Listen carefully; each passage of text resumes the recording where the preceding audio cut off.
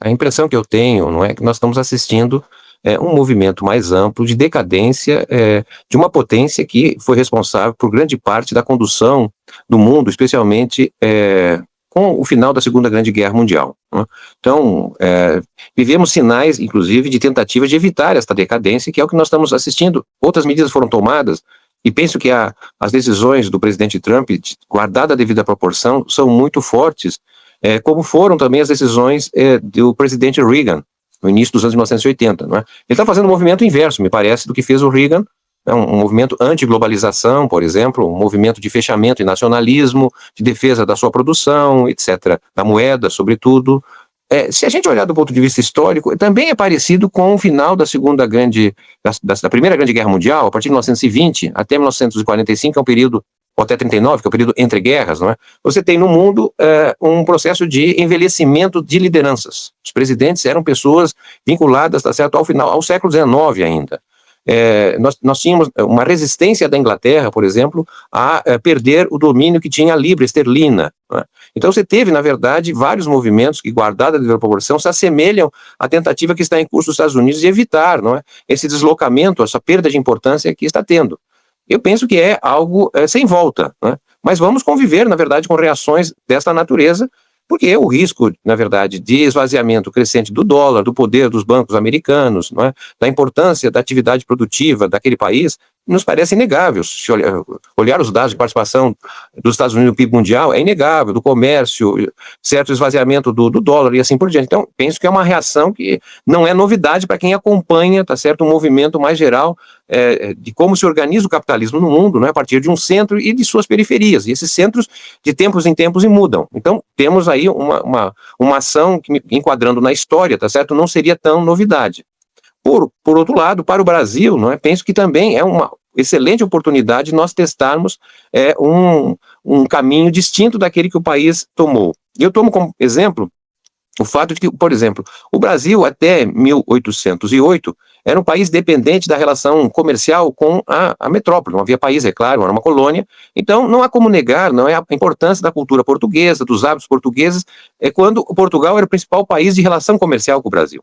De 1808 a 1920, o principal parceiro comercial brasileiro foi a Inglaterra. E não há como negar a importância da Inglaterra, inclusive nas instituições brasileiras, não é? Em determinados hábitos, visões de mundo. Sem a Inglaterra, a lei de 1850, né, que estabeleceu o fim do tráfico negreiro, não sei se teria sido estabelecida, dada a pressão que a Inglaterra fez naquele momento, por exemplo. De 1920 a 2009, o principal parceiro comercial do país foram os Estados Unidos. E também não tem como negar, não é, o papel dos Estados Unidos no Brasil, na cultura, na forma de ver o mundo, nos hábitos dos brasileiros, etc. Ocorre que desde 2009 o principal parceiro comercial do Brasil é a China. E não há dúvida, não é, da importância da China crescente, né, no comércio brasileiro, mas também dos investimentos, na presença na estrutura produtiva. Então nós estamos vivendo, assim, eu diria, uma grande transição, e o Brasil precisa, na verdade, se decidir, não é? Já fez uma decisão importante no início do governo do presidente Lula, que foi a diversificação comercial, não é? Os Estados Unidos chegava a ter algo a quase um quarto de todo o nosso comércio mundial era com os Estados Unidos, ele decaiu para 12%, e vai decair mais.